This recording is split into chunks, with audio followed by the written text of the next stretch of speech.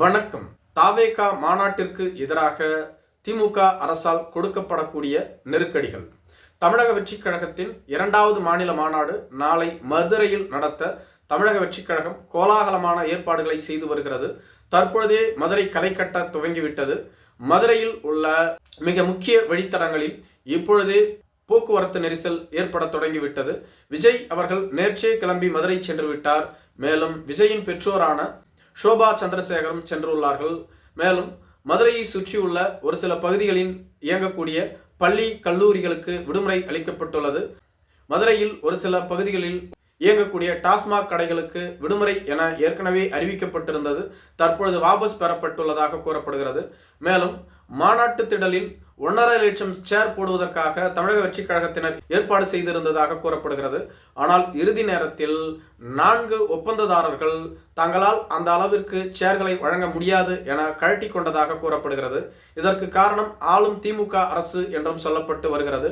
ஆளும் திமுக அரசு கொடுத்த நெருக்கடியால் தான் அவர்கள் இறுதி நேரத்தில் வந்து எங்களால் சேர்களை வழங்க முடியாது என்று கூறிவிட்டார்கள். மேலும் விஜய்க்கு எப்பொழுதுமே கை கொடுத்து வரக்கூடிய கேரள ரசிகர்கள் தற்பொழுது விஜயின் மாநாடு வெற்றி பெற வேண்டும் என்பதற்காக தமிழக வெற்றிக் கழகத்தின் மாநாட்டிற்கு தேவையான அனைத்து வகையான சேர்களையும் அனுப்பி வைத்ததாக கூறப்படுகிறது. இதேபோன்று தமிழக வெற்றிக் கழகத்தின் சார்பில் மதுரை விமான நிலையத்திலிருந்து மாநாடு நடைபெறும் இடம் வரையிலும் பல்வேறு வகையில் பேனர்கள் வைக்கப்பட்டிருந்தது. இதற்கு உடனடியாக நீதிமன்றத்தில் வழக்கு தொடரப்பட்டு நீதிமன்றம் 1 மணி நேரத்திற்குள் அனுமதி பெறாத பேனர்களை அகற்ற வேண்டும் என உத்தரவு பிறப்பித்துள்ளது. மேலும் பல்வேறு பகுதிகளில் இதுபோன்று அனுமதி பெறாமல் தமிழக வெற்றிக் கழகத்தினர் வைத்துள்ள பேனர்களையும் உடனடியாக அகற்ற வேண்டும் என நீதிமன்றம் உத்தரவு பிறப்பித்துள்ளது. இதற்கு முன்பு பல்வேறு அரசியல் கட்சிகள் பல்வேறு விதங்களில் மாநாடுகளை நடத்தியுள்ளது, பேனர்களை வைத்துள்ளார்கள்.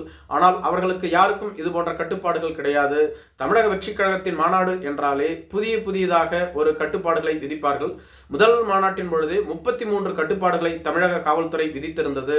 இந்த முறை அதைவிட அதிகமான கட்டுப்பாடுகளை விதித்து வருகிறார்கள். காரணம், இந்த மாநாடு வெற்றி பெற்றுவிடக் கூடாது, விஜயை எப்படியாவது அரசியலில் இருந்தே ஒழித்துவிட வேண்டும் என்பதுதான் இவர்களது இலக்காக இருந்து வருகிறது. ஆளும் அரசு நேரடியாக நெருக்கடியை கொடுக்கவில்லை என்றாலும் கூட தொடர்ந்து மறைமுகமாக நெருக்கடிகளை கொடுத்து கொண்டேதான் இருக்கிறது.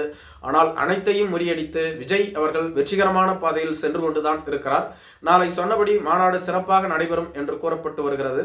2 நாட்களுக்கு முன்பாகவே அங்கு சென்று விஜய் அவர்கள் அனைத்து கட்ட பணிகளையும் ஆய்வு செய்து வருவதாக கூறப்படுகிறது. மாநாடு நேரத்தில் ஒரு சிறிய சிக்கல்கள் கூட எழுந்துவிடக்கூடாது. மாநாட்டிற்கு வரக்கூடிய தொண்டர்கள் அனைவரும் பாதுகாப்பாக வந்து பாதுகாப்பாக செல்ல வேண்டும். மாநாட்டில் எந்தவிதமான அசம்பாவிதமும் ஏற்பட்டுவிடக்கூடாது என அனைத்து பணிகளையும் பார்த்து செய்து வருவதாக கூறப்படுகிறது. மேலும் மாநாடு திட்டமிட்டபடி நடைபெறுவதற்கு எந்தவிதமான சிறு தடங்கள் எழுந்தாலும் அவற்றை உடனடியாக சரி செய்ய வேண்டும் என மாநாட்டு திடலிலேயே விஜய் இருந்து அனைத்து பணிகளையும் செய்து வருவதாக கூறப்படுகிறது. அதே சமயத்தில் ஆளும் அரசு தரப்பிலிருந்து தொடர்ந்து பல்வேறு விதமான நெருக்கடிகள் பஞ்சாயத்துகளை கொடுத்து கொண்டேதான் இருக்கிறார்கள். ஆனால் அவற்றை அனைத்தையும் முறியடித்து தமிழக வெற்றிக் கழகம் சிறப்பாக தங்களது பணிகளை செய்து வருவதாக கூறப்படுகிறது. நன்றி.